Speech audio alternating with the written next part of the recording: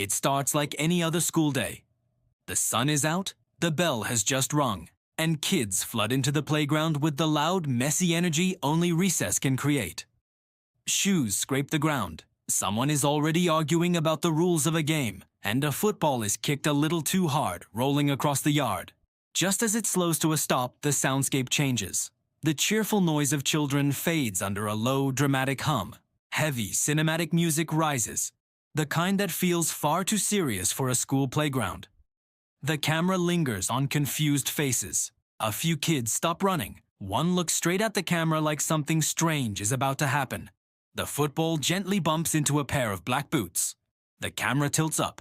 Jon Snow stands there, cloak slightly dusty, staring down at the ball like it's a mysterious artifact.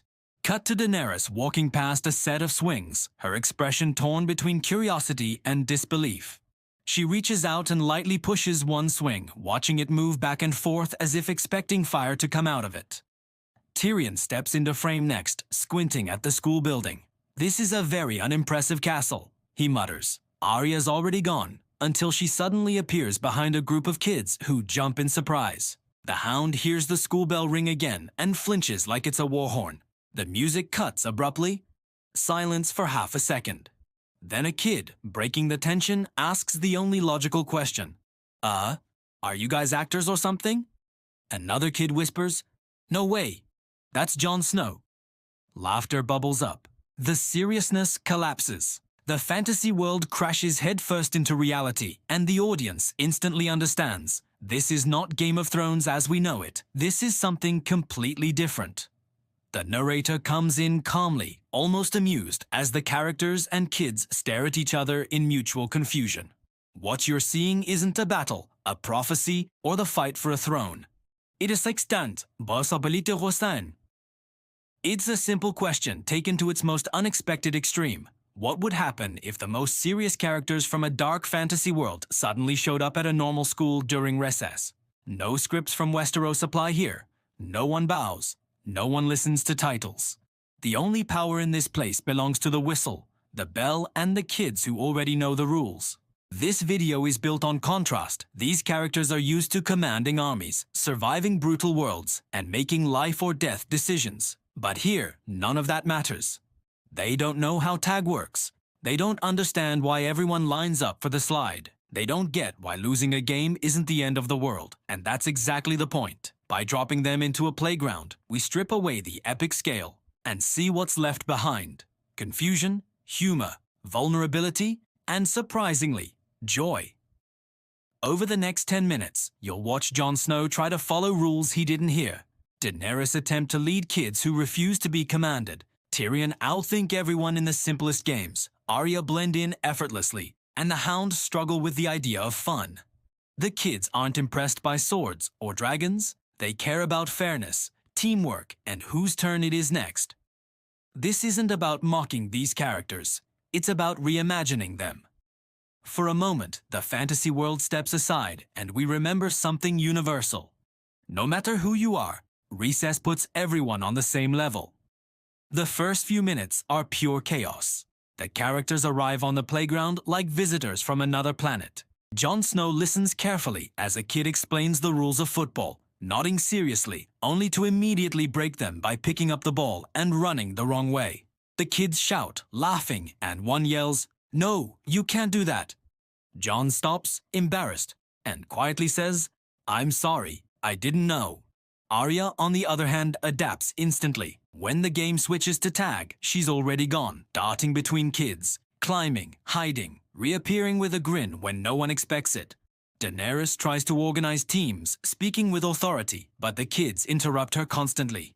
"We already chose teams. You're on blue, not red." Slowly, she realizes no one is listening because no one has to. Tyrion finds himself in hopscotch, analyzing each square like a battle plan, hopping with surprising precision while kids cheer him on. The Hound stands off to the side, arms crossed, refusing to join jump rope until a small kid hands him the rope and says, "Just try once." He hesitates, then jumps, badly. The kids laugh, not cruelly, just honestly, and for the first time, he laughs too. As the games go on, something changes. The characters stop trying to control the situation and start participating. They lose games. They get tagged. They sit on the ground, out of breath. The kids teach them how to take turns, how to play fair, how to stop arguing and keep going.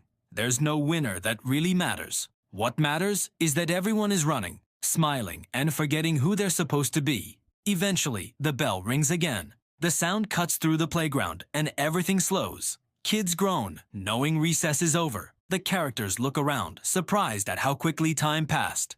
Jon Snow hands the football back to a kid, thanking him like he's returning a priceless gift. Daenerys watches the kids line up, quieter now, thoughtful. Tyrion dusts off his clothes and says with a small smile that this might be the most honest place he's ever been. Arya blends back into the group of kids so naturally it is hard to tell where she belongs more. The Hound looks at the empty playground and mutters, "Not the worst battlefield I've seen." A few kids linger, clearly not wanting the moment to end. One asks, "Will you come back tomorrow?" The characters exchange glances. No one answers directly. They don't promise anything. They don't need to. The narrator returns, soft and reflective, reminding us that for all the talk of power, destiny, and greatness, the simplest moments often mean the most. In a world without thrones, crowns don't matter. Titles don't matter. Winning doesn't even matter that much. The characters begin to walk away, fading back into their own world, leaving the playground exactly as they found it, except for the memory.